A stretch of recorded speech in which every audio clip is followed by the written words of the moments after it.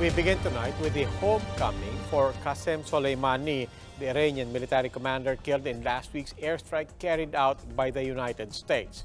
Throngs turned out on Tuesday for the burial of Soleimani in his hometown Kerman. At least 35 people were reportedly killed in a stampede, while another 48 were wounded.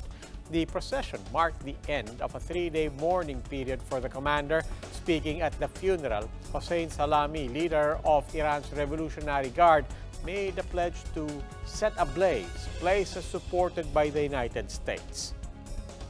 باز هم میگوییم اراده ما محکم است. به دشمنانمان هم میگوییم انتقام میگیریم، اما اگر حرکت دیگری انجام دهند آنجا را که دوست دارند و به آن عشق می‌ورزند به آتش می‌کشیم. Following Soleimani's assassination, the Iranian parliament tagged the American military as terrorists. It also allocated more funding for the Quds force once headed by Soleimani. Neighboring country Iraq, where the assassination was carried out, passed a resolution calling for all foreign troops to leave the country. A day after the announcement, a military letter informing Iraq officials about the repositioning of U.S. troops surfaced. American Defense Secretary Mark Esper questioned its authenticity and said America has no plans to pull some 5,000 soldiers out of Iraq. The government has just tapped the services of a former special envoy to the Middle East, Environment Secretary Roy Cimatu, to oversee the evacuation of Filipinos in the Middle Eastern country. His first recommendation raised the alert level in Iraq to 4, or mandatory evacuation, from the current 3, or voluntary repatriation. I believe that this could be the target initially dito sa U.S. facilities inside Baghdad. Around 6,000 Filipinos reside in Iraq, but Cimatu believes more Filipinos are there as undocumented workers. U.S. Central Command is in Qatar. The Fifth Fleet is in Bahrain. And of course, there are some forces in Kuwait. So, nandyan na Filipinos. So, kung halimbawa itong mga target, edi delikado rin ng mga Filipinos. So, we have to make individual plans in each country. The DENR Secretary is set to visit Qatar within 24 to 48 hours upon the orders of the President. Cimatu will meet with officials of the Gulf states to discuss evacuation plans. Joining him is Abdullah Mamao, the President's advisor on overseas Filipino workers. The President made clear his orders at the sidelines of an event in Malacanang.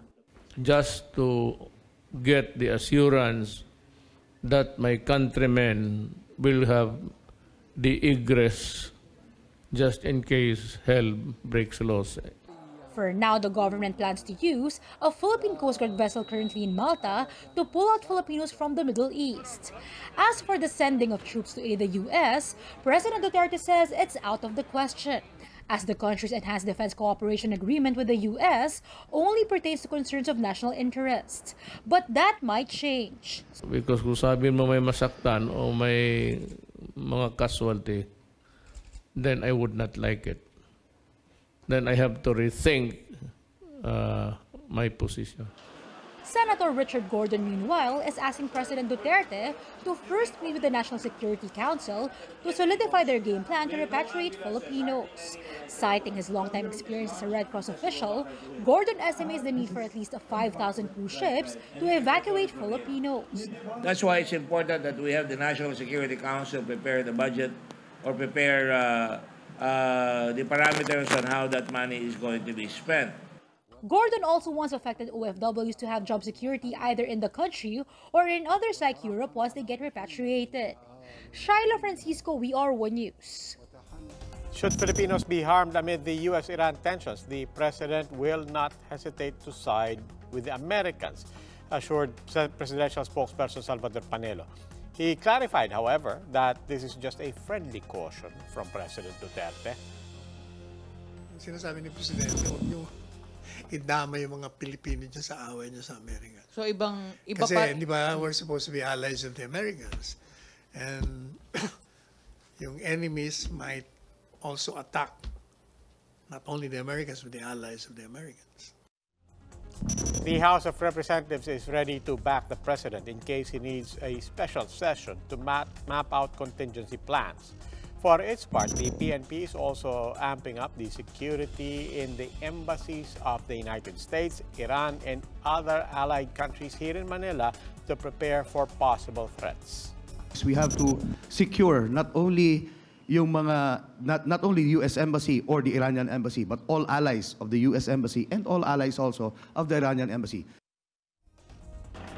Japan, China, and South Korea. These are the countries' possible alternative sources of oil, says the Energy Department, should tensions continue to run high between the US and Iran. The agency estimates 30% of the country's oil supply will be crippled by the ongoing conflict. But why so if the Philippines doesn't import directly from Iran? The country gets its stock from Saudi, Kuwait, Qatar, and Oman. But in order to get there, the ships have to pass through these choke points in Iran, the Strait of Hormuz. The DOE says pivoting to our Asian neighbors for oil will cause a spike in prices. That's why the DOE has met with private companies to ensure enough supply. Lahat po ng mga oil companies dito sa Pilipinas, mukhang nakapag-secure naman po ng alternative supplies in the event of further problems in the Middle East. So medyo confident naman po sila, nahanda po sila.